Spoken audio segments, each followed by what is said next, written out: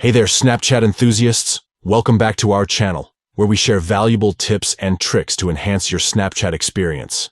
In today's video, we'll be discussing how to remove a lens in Snapchat. If you've come across a lens that you no longer want to use or find inappropriate, this full guide is for you. Let's dive right into the step-by-step process. Step 1. Open the Snapchat app on your device. You'll find the familiar yellow ghost icon either on your home screen or in your app drawer. Tap to open it. Step 2. The app will naturally open to the camera section. If not, navigate to the camera section where you'll find various lenses available. Step 3. Once you've found the lens you want to remove, tap and hold on the lens icon. This will bring up a menu of options. Step 4. From the menu, locate and tap on the option that says Remove Lens. This will initiate the removal process. Step 5. Finally, you'll be prompted to confirm the removal.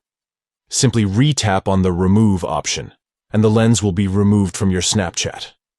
By following these steps, you can easily remove a lens in Snapchat that you no longer wish to use or find appropriate. Thank you for watching, and we'll catch you in the next video.